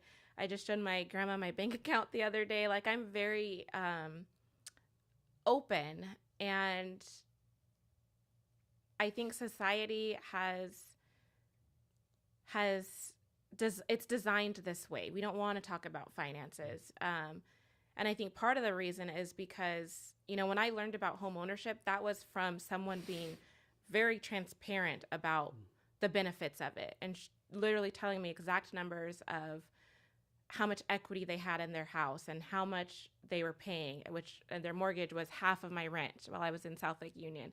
And so it's those exact conversations that kind of put me on this journey of homeownership is important. But I think society doesn't want us to talk about those things, because when we talk about it, healing comes, better financial decisions come. People see the possibility of what you can do with money, what you can do with investing. And the system was not designed that way. Otherwise, we would be taught it in school. So I think, and then again, sorry, it goes back to financial trauma. So what would you tell people? I think there's a lot of people that now, especially like the younger generation, you're like, I don't want a mortgage, I want a house, I want to be tied down. I would rather have Airbnbs in different cities. I can go back and forth or how I want. What's your opinion on that? Of having multiple houses? No, having no house at all, but they have Airbnbs, different place, travel where they want to. I don't want to be a house. I don't want to be tied down. I want to live my life, do different things. Right. So I just did a presentation on the benefits of homeownership, and I was doing the renting versus owning. And I kind of questioned myself, because the goal is to show the benefits of homeownership. But in that, I wanted to be really real and transparent. And so one of the cons that I put for homeownership is, the how hard it is to move around. But then, we can talk about renting your house out, and you can still do all of that. But I think, homeownership is just one way to building wealth. It doesn't need to be a thing for everyone. And for some people, it's not. And I understand that, especially prior to my fiance being a single woman, buying a house was not, that sounded scary. Why would I have a big house by myself? And how am I going to keep up with the maintenance? And I'd have to hire someone for everything, hanging up a picture. Do I really want to do this? Fixing, any little thing that breaks would be money out of my pocket. Whereas for others, they might be able to just do it themselves. So I understand that homeownership isn't for everyone. And so when we talk about building wealth, I ask, what does wealth look like for you? We don't, regardless of assets minus liabilities is your net worth, what does it mean for you? And what does that look like? Yeah, you bring up a good point. People don't talk about when you buy a house, all the extra bills, they don't tell you about, the water heater goes out, the fence falls down because of the windstorm, right? All this stuff, oh man. Yeah. Man, this carpet's kind of outdated, right? They don't talk about that part of, that cost of home ownership, I don't think. Yeah, I think it needs to be transparent for the pros and the cons. Because the pro is you're building equity. Mm-hmm. Your rent price isn't changing, whereas you're in an apartment or renting from a landlord. Of course, there's the rent control, but your rent can go up. Yeah. So. And even though do maintenance, I might do maintenance 3 weeks after the fact, right? What was that? You might have a bad sink with water leaking, and the landlord, okay, it gets you in a month, right? Yeah, it's up to them. Yeah. So go back to 2017. Mm-hmm. What's one thing you would do differently? 2017, that's a tough one. I would have started partnering with organizations sooner. I think I started that maybe in 2021. Prior to that, 2017, I was just focused on individuals because I had been in that situation. I was someone who was actively looking to hire someone to help me with my credit. And so, after seeing how many organizations were out there not doing the best of work, I decided to fix that problem. But I wasn't focused on the individuals who maybe didn't have money to hire someone. And so I wasn't focused on partnering with organizations. I wasn't focused on getting grant funding from government. I actually thought that was impossible as a for-profit company. But learning that was possible led us to, our first six-figure grant with Department of Commerce. So I would have been looking at opportunities for partnership earlier on. Talk about this. I think there's so many great programs out there, but they're not well known, right? Or they don't get a publicized. Like, for example, the Department of Commerce, right? Mm-hmm. Not financial stuff. They have a program called the Step Up program, where like they'll give you up to $10,000 for you to go overseas and talk about your business in different countries, right? Wow. Yeah, I like didn't know that. yeah. I mean, of course, like they don't give you up front, but like suppose like you want to go like Thailand. I mean, I'll make this up. Suppose you want to sell shot glasses to Thailand. You go to Thailand, go to a conference, and set the business up. And then after the fact, you like give them like all the bills, right? And you have to get approved, of course, but then like it's $10,000, right? Right. And I thought the lady, they're like only use like 50% of the money, right? But like Wow. no one knows about it, right? There's so many programs out there that we don't know about, right? And like, man, it's like, can you do a better job? Like, and they're like, oh, it's on our website. No one freaking goes like this website, right? It's so frustrating, true. right? So frustrating. And one that I'll share, I feel like you have a lot of entrepreneurs that listen. I just found out about one. So when I was at Department of Corrections, there's the family medical leave. And I thought that was done. You have to be employed to do that. But as a business owner, you can pay into that so that when you need to take time off due to having a child or a medical issue or a family member is sick, if you're paying into that, then you can access leave. And I'm like, what? I never heard of that. Thank you, TikTok, for that coming across my feed. And I actually told Employment Security Department, why aren't you guys out in community? I go to a lot of community events around, that are with entrepreneurs, and we don't know about this. Isn't it crazy how much people like learn off TikTok and YouTube?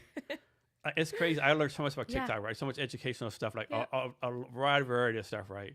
On TikTok. Yeah. And you would think like these government agencies, like, I just don't get it, right? It's like, I don't understand. I don't know. It's like, I don't know because they're too old and like, I don't know, right? It's so frustrating. It's frustrating. It's very, they're government employees. They're not business owners. And so they're doing what it says on their job description. And this was one reason I left Department of Corrections too, because there just wasn't a lot of room for, even if you had a good idea, it was, this is the system, this is how we're doing it. They crush it. Yeah. Especially as I started as a high school intern. So I was 16 and then 23 when I quit. So they're definitely not listening to my suggestion. So you have a lot of partnerships. What's a partnership that you don't have but you want to have? Good question.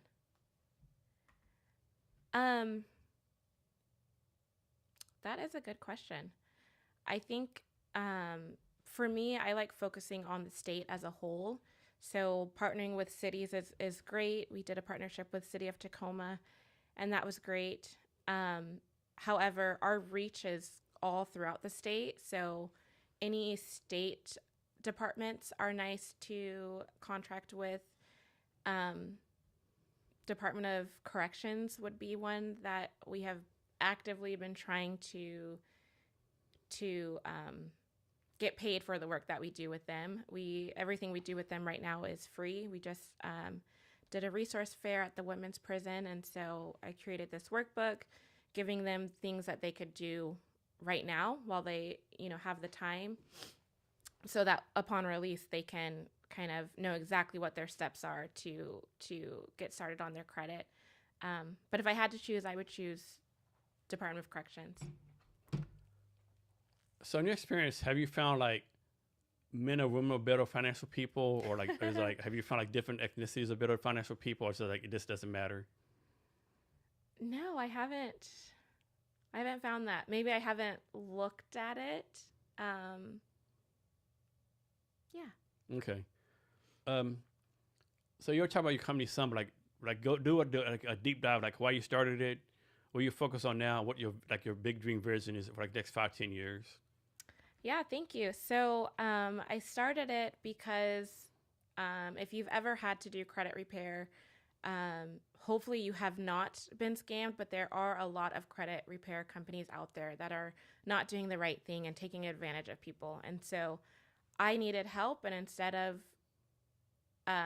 trusting someone else with it. I just figured it out on my own. I knew that my friends and family needed it too.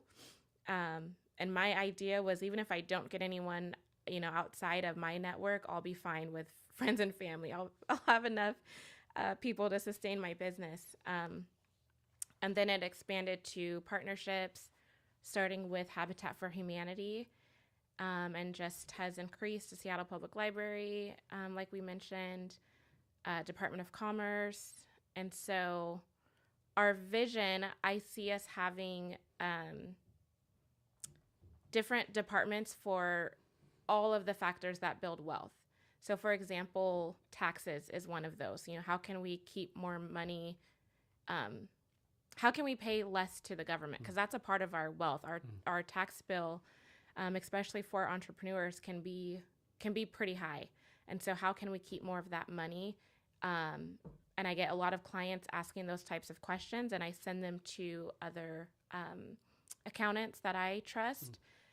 I get questions about life insurance. I send them to my financial advisor. And so having more of a one-stop as it relates to wealth building and increasing those partnerships, that's kind of our 5-10-year vision. So this might not be your expertise, but like you always hear the United States is $1 trillion in debt. Every country is like $1 trillion in debt. Like, who do these countries owe debt to, right? Is it all the debt to China? Like, how can you just like fucking cancel debt and like go from zero, right? That's something I don't understand. When we have debt, it's a problem. Our credit score is impacted, but yet as a country, I don't know. I don't know. I don't know. I don't know. I don't understand that either, right? Like, yeah, we owe $1 trillion of debt, but to who, right? To who? Like, yeah. I don't know. What's like what I asked you before your successes, but what do you have any like personal goals for success in the future? Like personal goal, my personal goal when I get older, when I become an adult, is to be an angel investor. Right now, I'm able to help businesses with just coaching and strategizing, and then also as a board member with Bobby. But I want to actually fund businesses. There's so many small businesses out here or aspiring business owners that have amazing ideas and just need, it's not even like the venture capital that they need. They need $10,000 to get it going, and be able to get a return on that in the quickly. car, right? Yeah. Like I'm a big critic of the Seattle investors, right? Like so many Seattle investors, in my opinion, like they're like more like small bankers, right? It's like, and like they want like A-round metrics for pre-seed round, it's like, and another thing I've learned too, like being a startup, like they're like, on the LinkedIn, it's like angel investor, but you never made an angel investment. Or like you made one 10 years ago, right? Right. It's like, it's so frustrating. Like, and like investors, they'll say, oh, we only invest in companies that deserve, right? I know these 20 companies like got no here and went like the Bay Area, got money instantly. Right. My best story is like this friend of mine, I can't remember her name of course, right? She built some kind of sales platform here in Seattle, right? Hispanic female.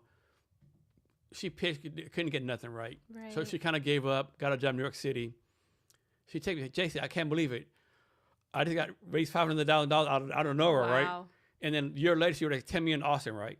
Wow. And then what's crazy, like all the people in Seattle jumping on the bandwagon because like you raise investment, it's going to Crunchbase, PitchBook. Mm-hmm. Like Jason, I want to tell these fuckers in Seattle, like fuck off, like fuck you, right? Like you can't do that, right? You need the money. I know I can't, but man, I just want so much, right? Yes. It's just so frustrating raising money here, right? Like, I know so many people like have great ideas, like have great traction. They're like, oh no, need more traction. Like, I don't know. It's frustrating. And then talk about like how to put this, like if you're a black female, the odds are against you as far as raising money. Oh wow. Like less than 0.1%, right? I think it's Evan like it's said insane. It was 0.4. It's so pathetic. Yeah. So pathetic. It's crazy. It's like, scary. Yeah. Yeah. So her making money being an angel investor, right? Yes. That's my goal. Give me 10 years. I'll give you 5. Okay. We'll see. Yeah. I mean, there's so many like good companies, like good ideas out there that'd be funded, right? Right. And then, yeah. And did you see this meme? It was a meme a long time ago, right? It's kind of funny, right? Some meme was like, these two people went to an investor, right? The one person like, hey, I've cured cancer. I have proof. We're okay. Next person, hey, we're going to we want to do AI for a pizza food truck. Okay, I'll invest. Oh, by the way, we're no AI people. Okay, here's some more money, right? Oh, goodness. Goodness. Yeah, it's like, I don't know. Yeah. It's just so frustrating. It's scary how inequitable it is in investing. Yeah, and one pet peeve of mine too is like you'll see all the time like this like a VC firm, we don't invest like diversity, inclusion, all this kind of stuff, whatever, and like everyone will be white on the page, and they'll say, we only do introductions, like okay, like make it make sense, right? Like if there's no like non-white people on your page, like all you people are white, like how it's like yeah.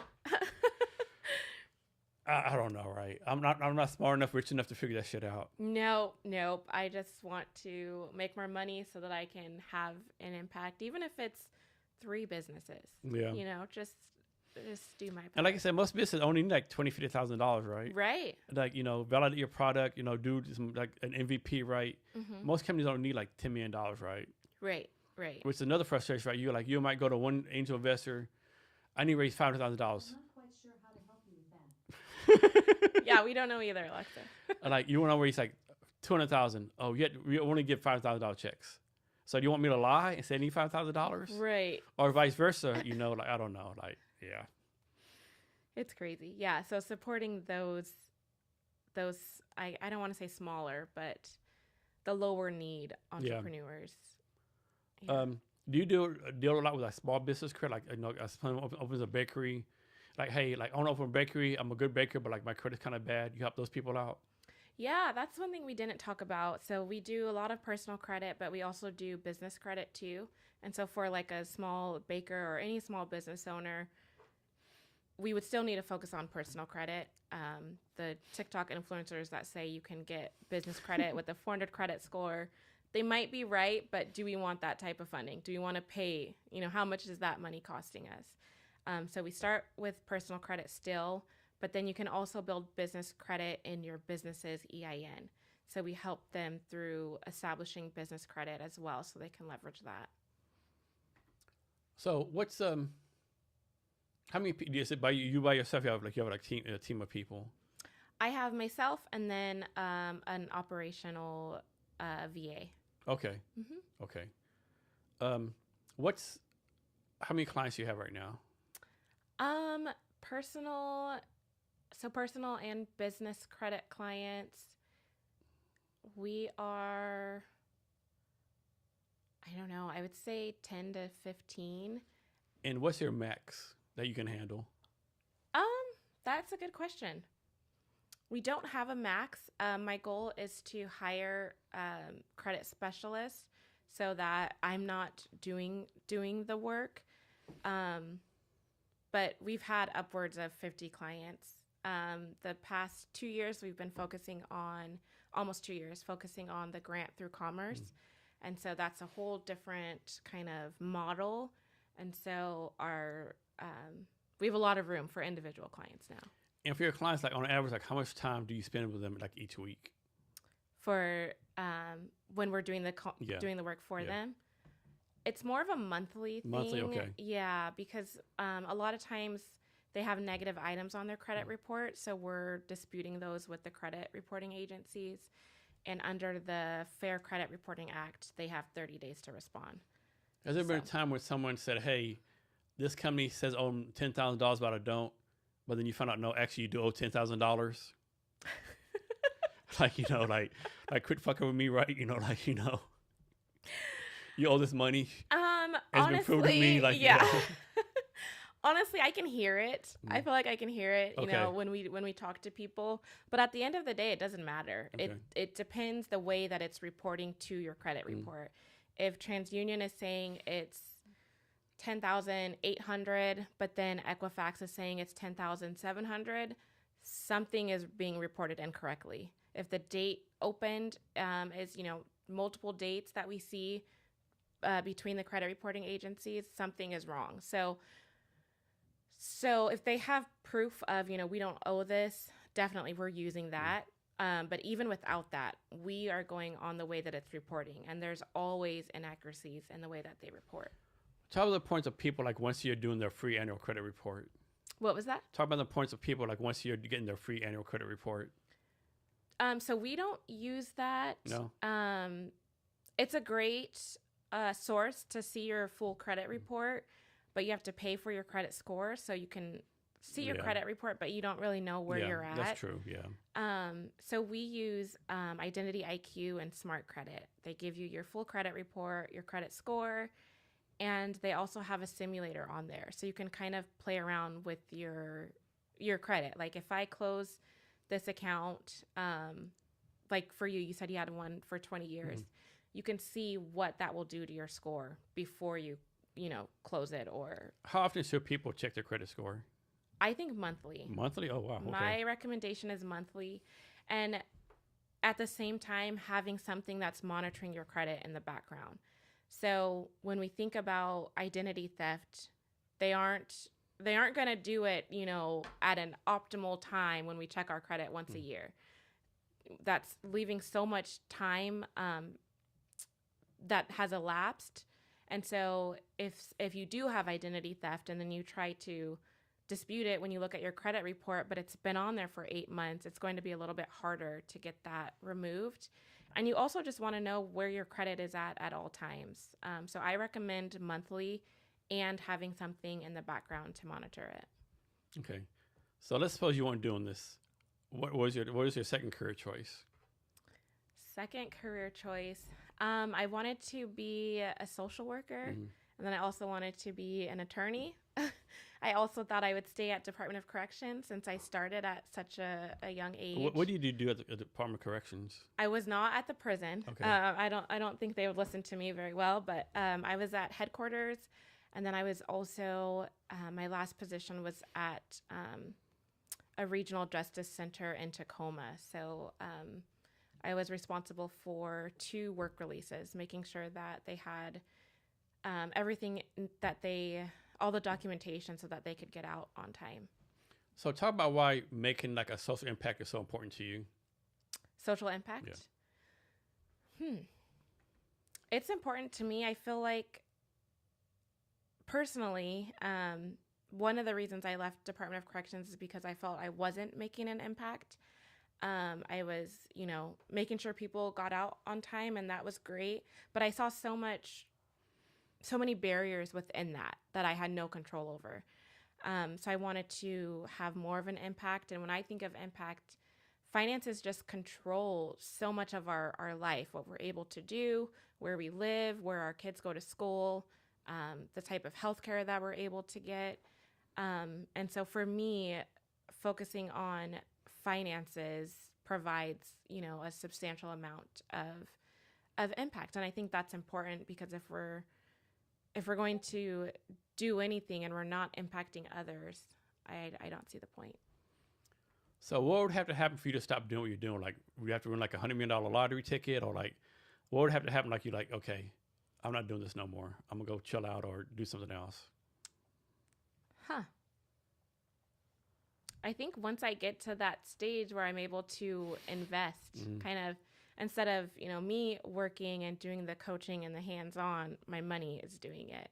So just being able to still have impact, but with less work. That's how I see investing. So when you start investing in 5 years, are you going to be like invest like strictly Black females, or mainly like based on like industry or verticals, like? Definitely organizations that have some sort of social impact. And then it all ties into the racial wealth gap. So it would be Black and brown founders, Black, Latino, tribal, unless the racial wealth gap suddenly flips, then we can look at that differently. Yeah. So anything else that I asked you I haven't asked you, or anything else you want to talk about? I just wanted to share, I know I mentioned it, the Bobby Symposium, February 1st. Our website is bobewa.org, I believe. Otherwise, just Google Bobby. Make sure that you're there, whether you're a Black-owned business, a business owner, or just a supporter. We would love to have you there. And next, how do people get in touch with you? So I wanted to open it up for individuals that do need help with credit. You can just text me directly. Just text Jason, and then the number is 206-971-1269. And then I can do a free credit game plan. So just give you an idea of where you stand with your credit. And then if you're an organization that wants to partner and have, a mission with financial education for underserved communities, just email me at Tierra Bonds at takechargecc.com. So that's something I was gonna ask you, right? Most people, like, they keep their phone like close holder, right? Why do you put your text number out there, like public knowledge, right? I think that's one of the things that sets us apart. Most people, you can't have my text number. I don't want all these randos like texting me, right? And that's not my personal number, FYI. That's just for Take Charge. Okay. But the biggest credit repair company is Lexington Law. I think they're still the biggest. And you can't text them. So people call me while they're still paying, these big companies because they can't get a hold of them. They can't get an update. They have no idea what's going on with their credit. And I hear this from lenders and realtors too, of they've sent their clients to some credit company and it's just like a black hole. They have no idea what's going on. So when starting my business, that was one of the big things I wanted to change, is like having that open line of communication. So let's suppose out of 800 texts you get, like how many are like legit customers, how many are like this randos, like wasting your time, like, and I'm guessing like as soon as you read a text, you okay, this is a scam, this is like some bullshit, I don't get a lot of scam. No. I don't get a lot of scam. The only thing is people maybe where we're not able to help. And I always have, a referral for them. We talked about people that are currently experiencing, debt. They can't keep up with their payments. I have someone who I send them to help reduce their debt. That would be the only thing is, maybe we're not a good fit to work together right now, but I do have someone for you. So next question, like, I was like people who are like low income, whatever, need help. Like, have you had a chance like someone like came to you like, hey, I make $800,000 a year, and my credit's fucked up. Yes. Do you have a lot of instances like that? Not a lot. But a few. A few, yes. Just a few, and it's always interesting looking at their credit report and just the amount, of their mortgage, of their auto loan. For some people, it's their student loans, but they have the money to pay it. Yeah, have just maybe just over leveraged. Maybe you don't go to Vegas every weekend. Yeah. Yeah. So last thing, can you give us any advice and wisdom on anything you want to talk about? Advice or wisdom? I would just say, I talk a lot about your relationship with money and kind of addressing that. We've never been usually we haven't been in a space where we can reflect on that.